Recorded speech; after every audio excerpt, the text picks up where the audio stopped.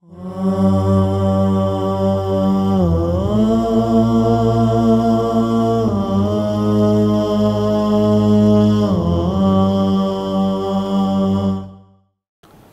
باللہ من الشیطان الرجیم، بسم اللہ الرحمن الرحیم، الحمدللہ رب العالمین، وصلی اللہ علی سیدنا محمد وآلہ الطیبین الطاہرین۔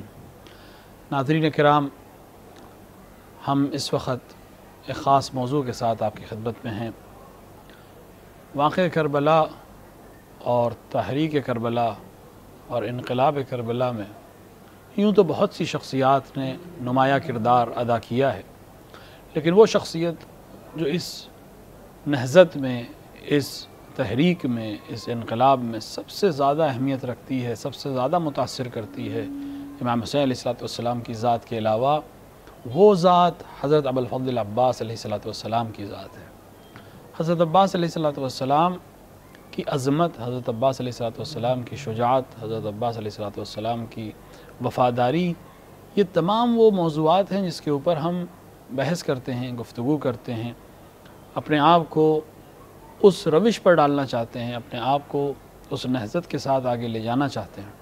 ابوالفضل عباس علیہ السلام کے سلسلے میں اکثر ہم نے علماء سے سنا، ہم روزمرہ کی باتوں میں اس بات کا اظہار کرتے ہیں کہ حضرت امیر المومنین علی بن ابی طالب علیہ السلام کے نمائندے تھے کربلا میں۔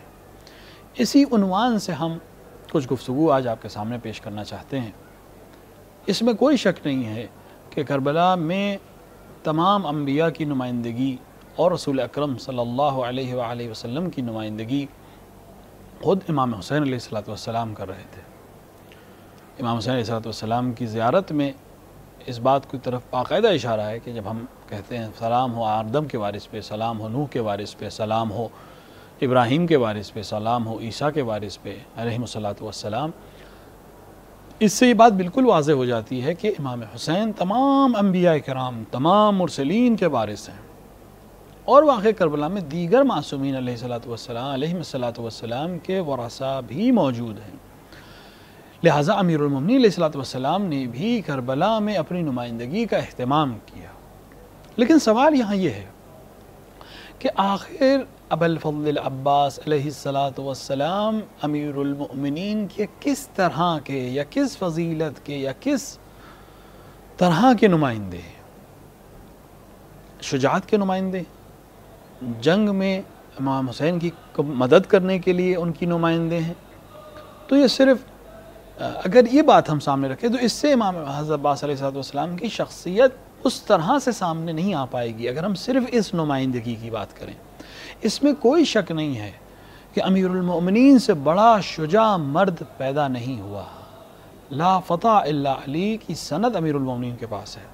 کوئی آپ جیسا دلاور دنیا نے دیکھا ہی نہیں، ید اللہ کی صفت کسی اور کے پاس ہے ہی نہیں، اور آپ کا نمائندہ شجاعت ہونا ایک عظیم مرتبہ ہے۔ لیکن یہ صرف ایک بود ہے یا ایک زاویہ ہے جس سے ہم جناب ابوالفضل عباس علیہ السلام کی شخصیت کو دیکھ سکتے ہیں یا اس میزان پر تول سکتے ہیں۔ جبکہ اگر ہم پوری بات کو دیکھیں اور پوری مسئلے کو غور سے دیکھیں، الگ الگ زاویوں سے دیکھیں، تو شاید کچھ اور نکات ہمارے سامنے ظاہر ہو سکیں۔ دیکھیں، عظمت جناب ابوالفضل عباس، آج یہ پروگرام آپ کے سامنے اسٹوڈیو سے، کربلا اسٹوڈیو سے آپ کے سامنے آ رہا ہے۔ میرے پیچھے جو منظر آپ دیکھ رہے ہیں یہ جناب ابوالفضل عباس علیہ السلام کے زرین گنبد کا منظر ہے۔ اس مقام پر بیٹھ کر انسان سوچنے پہ مجبور ہو جاتا ہے کہ کربلا میں اتنی عظیم شخصیات تھیں، لیکن اگر کربلا میں امام حسین علیہ السلام کے علاوہ کسی کے پاس گنبد اور مینار ہے زمین کربلا پہ، تو صرف ابوالفضل عباس علیہ السلام کی بارگاہ ہے۔ یہ وجہ امتیاز اور یہ عظمت آپ کو کس وجہ سے دی گئی؟ صرف نمائندہ شجاعت امیر المومنین ہونے کی وجہ سے تو آپ کی شخصیت اس طرح سے لوگوں کے سامنے نہیں آ پائے گی جس طرح سے اس کو آنا چاہیے۔ لہٰذا اور زیادہ دقت سے ہمیں اس چیز کی طرف دیکھنے کی ضرورت ہے۔ دیکھیں، کربلا میں امیر المومنین علیہ السلام کی شجاعت کے نمائندے بہت لوگ ہیں اور ہو سکتے ہیں اور ہیں۔ کہ امیر المومنین کے دیگر فرزندان جو کربلا میں شہید، امیر المومنین کے 9 بیٹے کربلا میں شہید ہوئے ہیں، 9 بیٹے کے امیر المومنین کی شجاعت کے نمائندے نہیں؟ جناب علی اکبر جو پوتے ہیں امام حسین کے بیٹے ہیں، امیر المومنین کے پوتے ہیں، کیا وہ نمائندے شجاعت امیر المومنین نہیں ہیں؟ کیا جناب قاسم امیر المومنین کی شجاعت کے نمائندے نہیں ہیں؟ کیا امام حسن کی دیگر اولادیں جو کربلا میں شہید ہوئیں وہ امیر المومنین علیہ السلام کی شجاعت کے نمائندے نہیں ہیں؟ سب شجاعت امیر المومنین کے نمائندے ہیں۔ بلکہ میں یوں عرض کروں کہ امیر المومنین علیہ السلام کی شجاعت کی نمائندگی کے لیے تو وہ تبسم علی اصغر کافی ہے، کہ جو یہ اعلان کر رہا تھا کہ میرا دادا میدان جنگ میں قہقہے لگاتا تھا، آج میں ان کی نمائندگی میں تیر کو دیکھ کر مسکرا رہا ہوں۔ شجاعت کی نمائندگی کے لیے علی اصغر کا تبسم کافی ہے۔ تو صرف شجاعت کی نمائندگی جناب ابوالفضل عباس نہیں کر رہے تھے، جناب ابوالفضل عباس اس سے کہیں آگے امیر المومنین کی دیگر فضیلتوں کی نمائندگی بھی کر رہے تھے۔ دیکھیں امیر المومنین علیہ السلام نے پیغمبر کی نصرت کس طرح سے کی ہے، کب سے نصرت کی ہے؟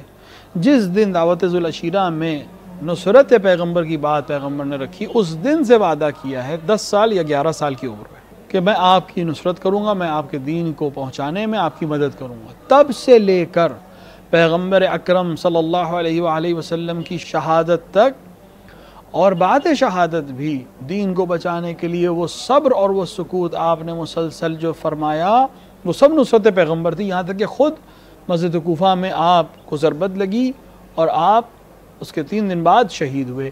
اپنی وقت شہادت تک اس وعدے کو پورا کیا، یہ اس وعدے کی وفائی ہے، نصرت رسول ہے۔ اس نصرت رسول کے ساتھ ساتھ آپ نے ایک بہت اہم کام جو کیا ہے وہ ہے معرفت رسول اور عظمت رسول دنیا تک پہنچانا۔ میں اپنی بات کو سمجھانے کے لیے اور وہ بات جو میں کہنا چاہ رہا ہوں اس کو آپ تک پہنچانے کے لیے ایک مثال دوں گا۔ دیکھیں رسول اکرم کی عظمت وہی بتا سکتا ہے جو رسول اکرم کو صحیح سے جانتا ہو، کسی کی شخصیت کو وہی پہچانوا سکتا ہے جو پہلے خود پہچان چکا ہو، بنا اس کے ممکن ہی نہیں ہے کہ وہ آپ کسی کو پہچانوا سکیں۔ اگر میں کسی کو پہچانوانا چاہتا ہوں، مجمع کو آج ٹیلی ویژن پہ بیٹھ کے کسی کو بتانا چاہ رہا ہوں، تو اس کے بارے میں مجھے خود پہلے معلوم ہونا چاہیے۔ پیغمبر اکرم کی عظمت بتا ہی نہیں سکتا تھا کوئی جب تک وہ خود پیغمبر اکرم کو نہ جانتا ہو، اور امیر المومنین علیہ السلام کے علاوہ یہ صفت کسی میں نہیں تھی، کیونکہ کوئی امیر المومنین کی طرح کوئی پیغمبر کو نہیں جانتا تھا۔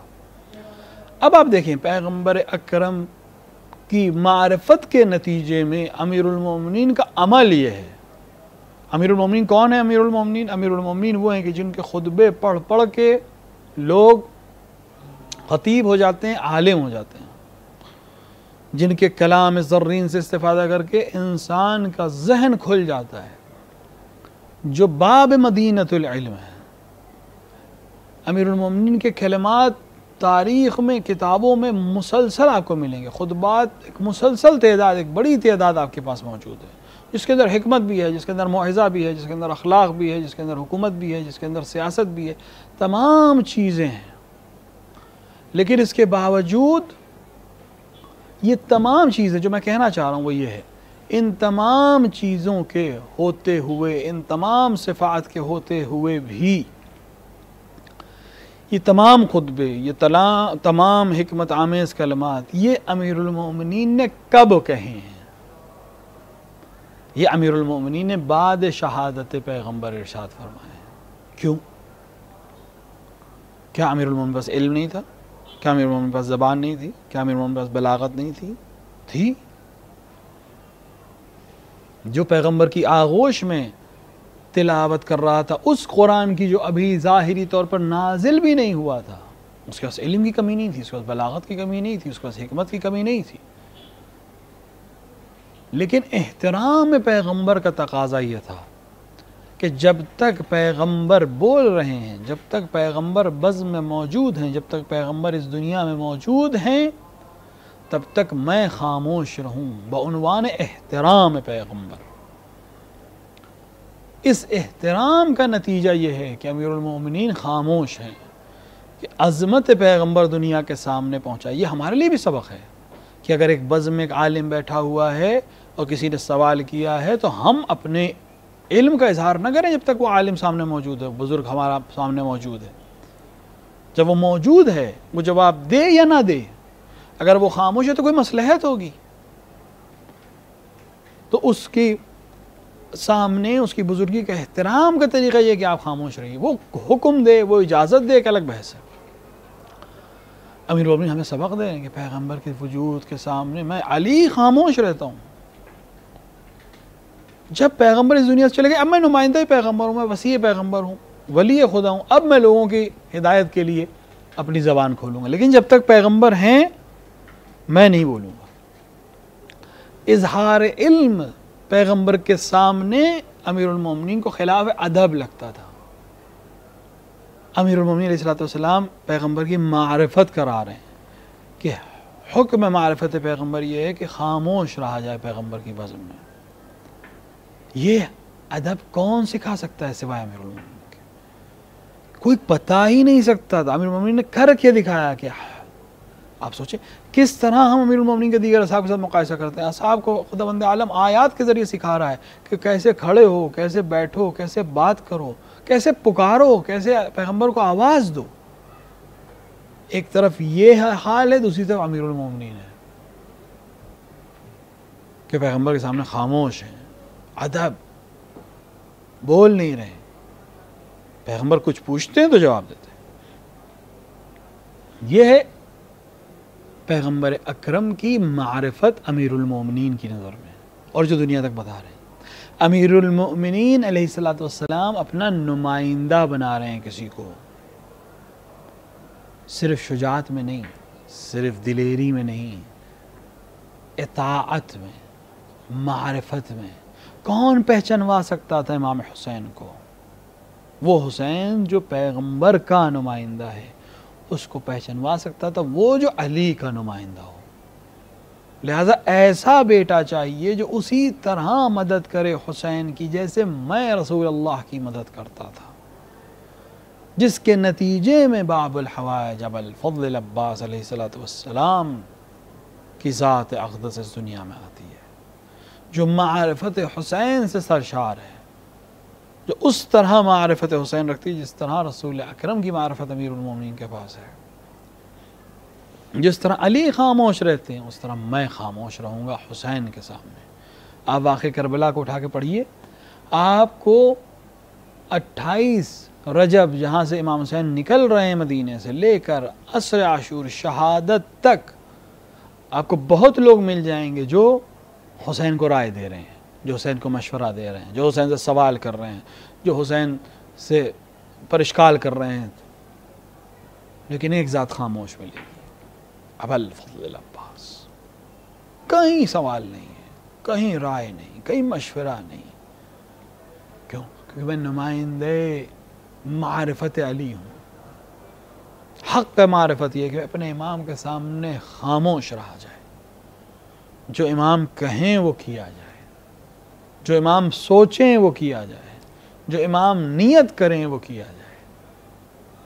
اس کے نتیجے میں وہ مقام خود امام حسین خداوند عالم دے گا. کربلا میں حسین کا گنبد اور بارگاہ ہے، وہیں تمہارا گنبد اور بارگاہ بھی ہوگا.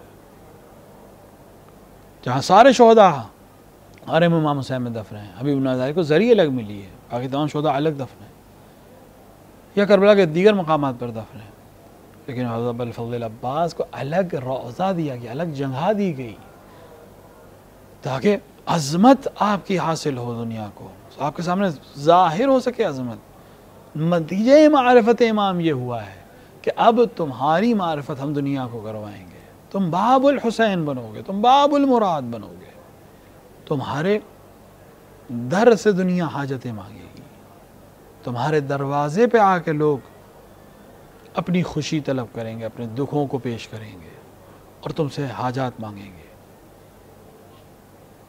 نمائندے، یہ موضوع اتنا وسیع ہے کہ ایک 15 منٹ یا 20 منٹ کی تقریر میں واضح نہیں ہو سکتا. انشاءاللہ ہم کوشش کریں گے کہ اس موضوع پر اور بحث آپ کے سامنے ہم پیش کر سکیں کہ نمائندے شجاعت علی ابن ابی طالب علیہ السلام ابو الفضل العباس ہیں، لیکن صرف نمائندہ شجاعت نہیں ہیں، اس شجاعت سے آگے بڑھ کر ہیں. اس کی پہلی کڑی جو چیز آپ کے سامنے پیش کی گئی، اس کی اور مزید توضیح کی ضرورت ہے، وہ یہ ہے کہ آپ معرفت امام حسین کے نمائندے ہیں. جس طرح معرفت اب پیغمبر اکرم امیر المومنین نے کروائی، اسی طرح معرفت حسین علیہ الصلوۃ والسلام ابو الفضل عباس نے کروائی.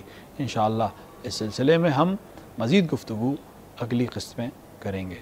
والسلام علیکم ورحمۃ اللہ وبرکاتہ.